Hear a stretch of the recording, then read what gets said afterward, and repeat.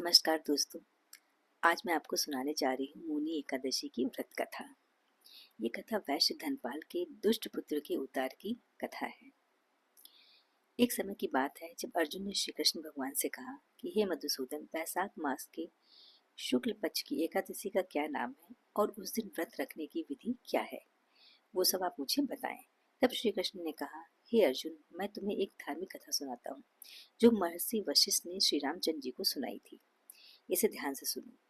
एक बार श्री रामचंद्र जी ने महर्षि वशिष्ठ से कहा, हे गुरुश्रेष्ठ, जनक नंदिनी सीता जी के वियोग से मुझे बहुत कष्ट हुआ है। मेरे ये कष्ट कैसे दूर होंगे? आप मुझे कृपया कोई मार्ग सुझाइए। तब महर्षि वशिष्ठ जी ने कहा, हे श्री राम, आपने बहुत अच्छा प्रश्न किया है। ये प्रश्न जन कल्याण के लिए है। मैं आपको वैशाख माह के शुक्ल पक्ष की एकादशी का महत्व बताता हूँ, जिसे मोहिनी एकादशी के नाम से जाना जाता है। इस एकादशी का व्रत करने से मनुष्य के सभी पाप और कष्ट नाश हो जाते हैं। इस व्रत के फलस्वरूप मनुष्य आसक्ति के जाल से मुक्त हो जाता है और इसलिए दुखी और व्यथित व्यक्ति को इस दिन एकादशी का व्रत अवश्य करना चाहिए। श्रद्धा पूर्वक इसकी कथा सुननी चाहिए। प्राचीन काल में सरस्वती नदी के किनारे भद्रावती नाम का एक नगर स्थित था। उस नगर में द्युतिमान नामक राजा शासन करता था। उसी नगर में धनपाल नामक एक धनी वैश्य रहता था। वो अत्यंत धार्मिक और नारायण भक्त था। उसने यात्रियों की सुविधा के लिए सड़क के किनारे अनेक तालाब बनवाए थे, धर्मशालाएं बनवाई थी। उस वैश्य के 5 पुत्र थे, जिनमें सबसे बड़ा पुत्र अत्यंत पापी था और वो अपना खाली समय जुआ खेलने में व्यतीत करता था। वो किसी पर विश्वास नहीं करता था। वो अपना अधिकांश धन सब शराब पीने, मांस खाने में खर्च करता था। बहुत समझाने बुझाने के बाद भी जब वो सही मार्ग पर नहीं लौटा तो वैश्य बहुत दुखी हुआ। उस पुत्र के पिता, भाई, रिश्तेदारों ने उसे घर से निकाल दिया और उसकी निंदा करने लगे। घर छोड़ने के बाद उसने अपने गहने और कपड़े बेचकर जीविका चलाना शुरू कर दिया। जब उसकी सारी संपत्ति नष्ट हो गई तो वैश्याओं और उसके दुष्ट मित्रों ने भी उसका साथ छोड़ दिया। जैसा कि होता है कि अच्छे समय में तो सभी साथ देते हैं, जब बुरा समय आता है तो सब साथ छोड़कर चले जाते हैं। अब वो भूख और प्यास से व्याकुल होकर उसने चोरी करने का सोचा और रात में चोरी करके अपना जीवन यापन करने लगा।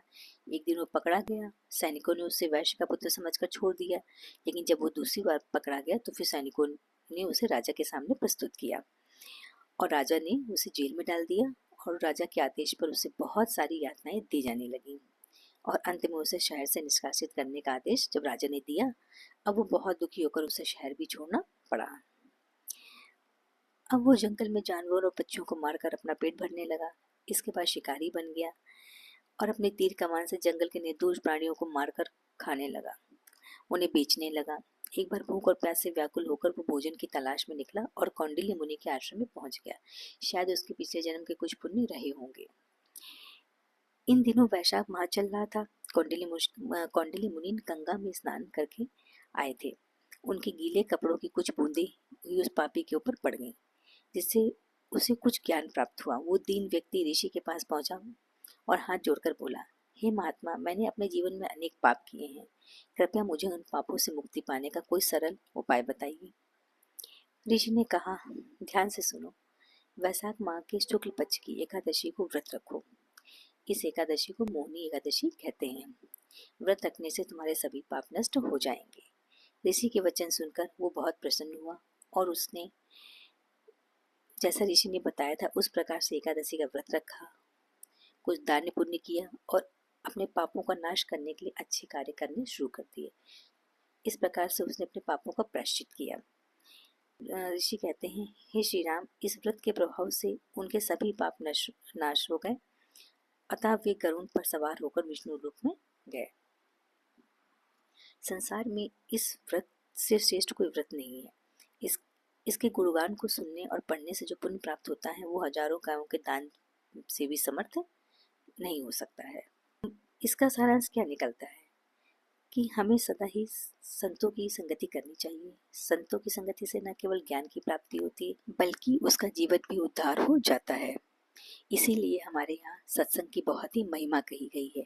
हमें अच्छे मनुष्यों का गुणी जनों का संग करना चाहिए।